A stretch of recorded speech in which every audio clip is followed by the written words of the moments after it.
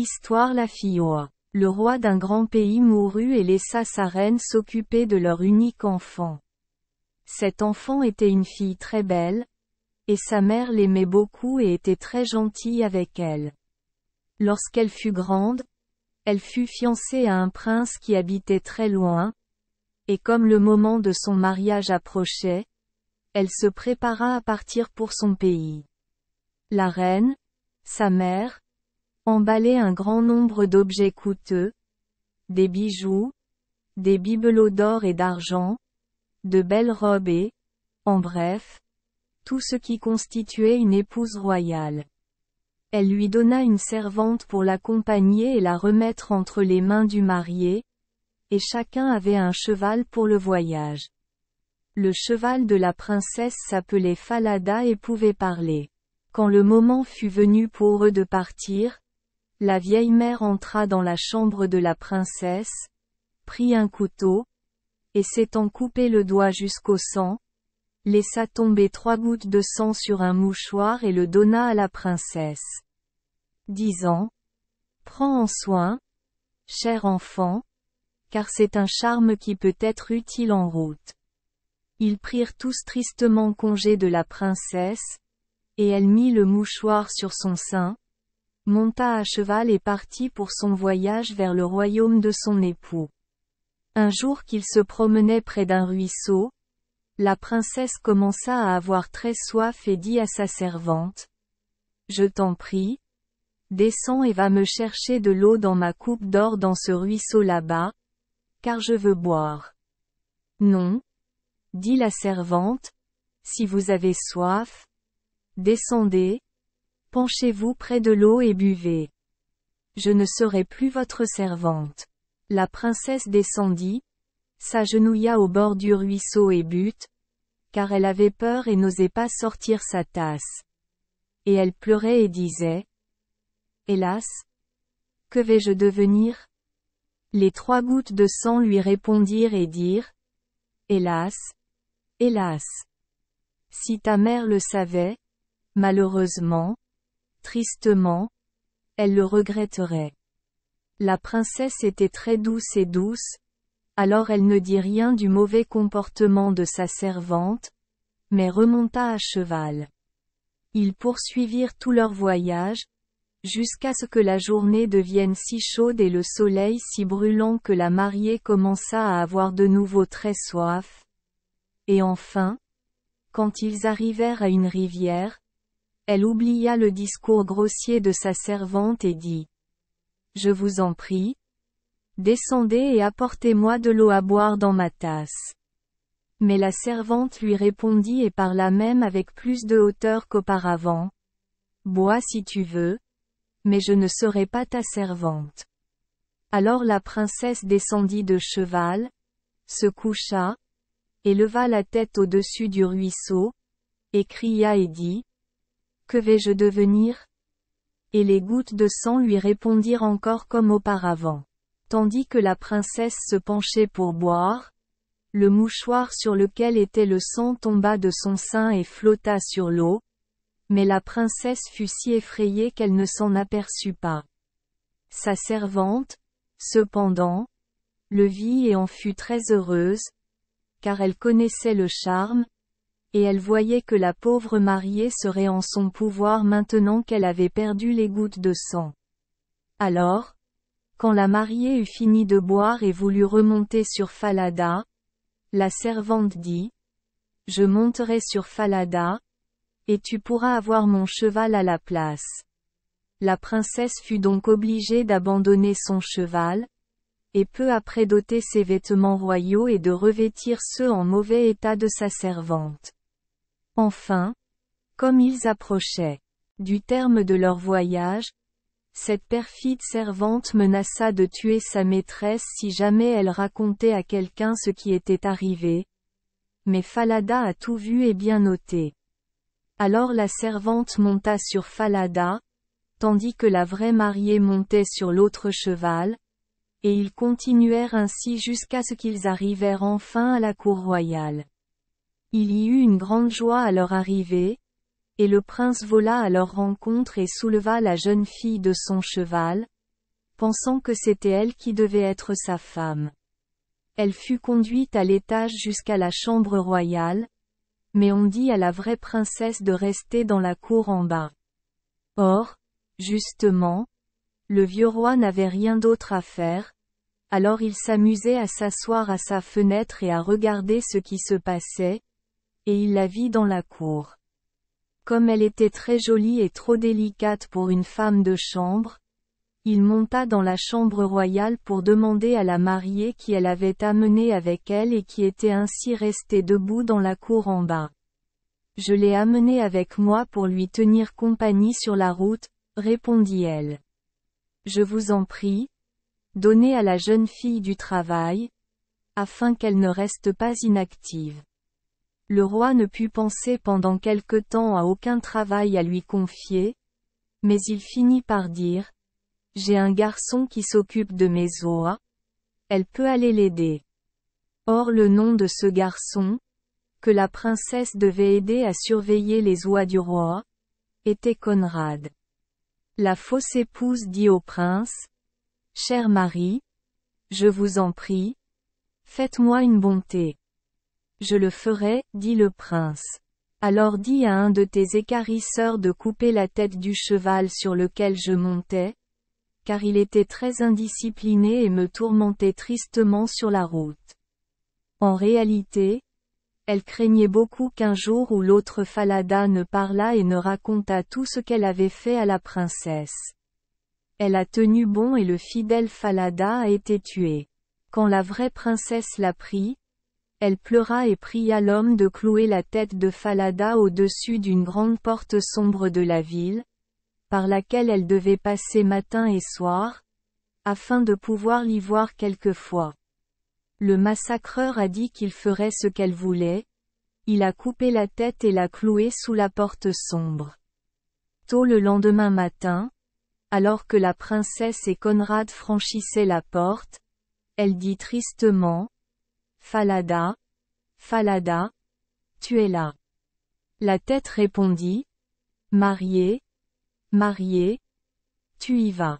Hélas, hélas, si ta mère le savait, malheureusement, tristement elle le regretterait. » Puis ils sortirent de la ville et repoussèrent les oies.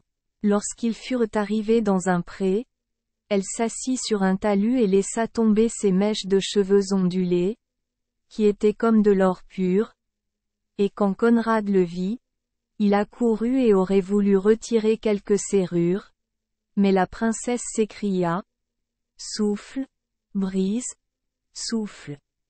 Lâche le chapeau de Conrad. Souffle, brise, souffle. Laisse-le partir après. Oh, les collines, les vallons et les rochers, qu'ils soient tourbillonnés, jusqu'à ce que mes mèches dorées soient toutes peignées et bouclées. » Puis il y a eu un vent si fort qu'il a emporté le chapeau de Conrad. Au loin, elle a volé au-dessus des collines, et il a été forcé de se retourner et de courir après elle, de sorte que lorsqu'il est revenu, elle avait fini de se peigner et de boucler ses cheveux, et les avait remis en place en toute sécurité, et il ne pouvait rien récupérer. Il était très en colère et boudeur, et ne voulait pas lui parler.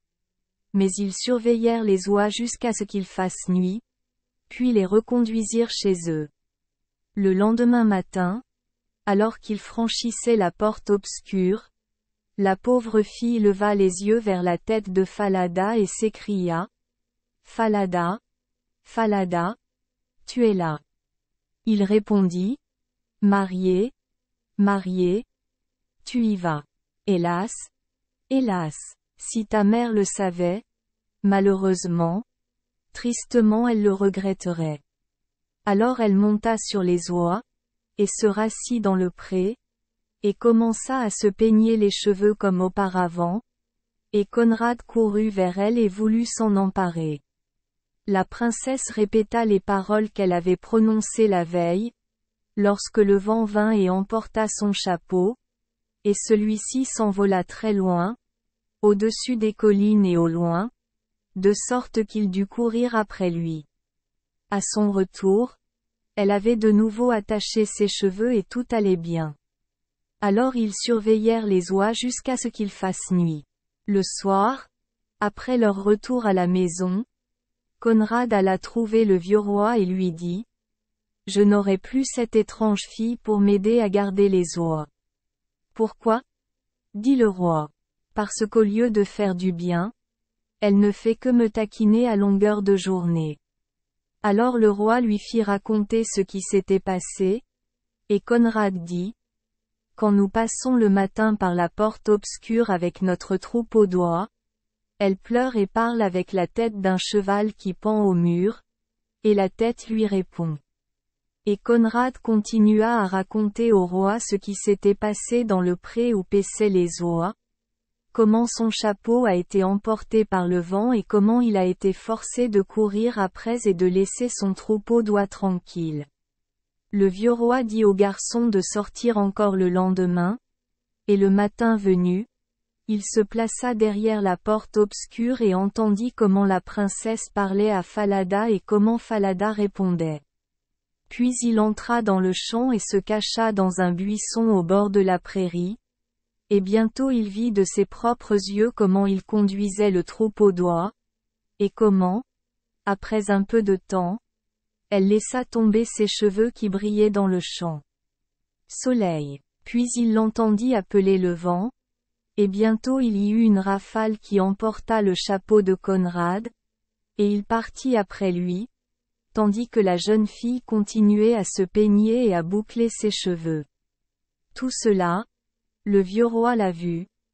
Il rentra donc chez lui sans avoir été remarqué, et quand la fille aux oies revint le soir, il l'appela à part et lui demanda pourquoi elle faisait cela. Elle fondit en larmes et dit: « Cela, je ne dois le dire ni à vous ni à personne, sinon je perdrai la vie. » Le vieux roi supplia durement, mais elle ne voulut rien lui dire. Puis il dit: « Si tu ne me racontes pas ton histoire, raconte ton chagrin au poil de fer là-bas. » Puis il s'en alla. Alors la princesse se glissa dans le poêle, et, pleurant et se lamentant, elle épancha tout son cœur en disant: « Je suis seule au monde, quoique je sois fille de roi. Une perfide servante a pris ma place et m'a obligée à le faire. J'ai dû me débarrasser de ma robe royale et même prendre ma place auprès de mon époux, alors que je dois travailler comme fille au roi. Si ma mère le savait, cela lui briserait le cœur. » Le vieux roi, cependant, se tenait près du poêle, écoutait ce que disait la princesse et entendait tout cela. Il ordonna de lui mettre des vêtements royaux et la regarda avec émerveillement. Elle était si belle. Puis il appela son fils et lui dit qu'il n'avait qu'une fausse épouse, car elle n'était qu'une servante, tandis que la vraie épouse se tenait là. Le jeune prince se réjouit en voyant la beauté de la princesse et en entendant combien elle avait été douce et patiente, et le roi ordonna de préparer un grand festin pour toute sa cour. Le marié était assis en haut de la table, avec la fausse princesse d'un côté et la vraie de l'autre. Mais la servante ne reconnut pas la princesse, car sa beauté était éblouissante. Quand ils eurent mangé et bu, et qu'ils furent très joyeux, le vieux roi dit qu'il leur raconterait une histoire. Il commença donc et raconta toute l'histoire de la princesse, comme s'il s'agissait d'une histoire qu'il avait entendue, et il demanda à la servante ce qu'elle pensait qu'il fallait faire à quiconque se conduisait aussi mal que la servante de l'histoire. « Point, rien de mieux, » dit la fausse mariée, que de la jeter dans un tonneau garni de clous pointus, et d'y mettre 2 chevaux blancs, et de le traîner de rue en rue jusqu'à ce qu'elle meure. « Tu es elle, dit le vieux roi, et comme tu t'es jugé toi-même, ainsi il te sera fait. » Puis le jeune prince se maria avec sa véritable épouse, et ils régnèrent sur le royaume dans la paix et le bonheur toute leur vie. Merci les enfants des Esperluette Croisillon 39. Avoir écouté des contes de fées au jour Esperluette Croisillon 39. Oui.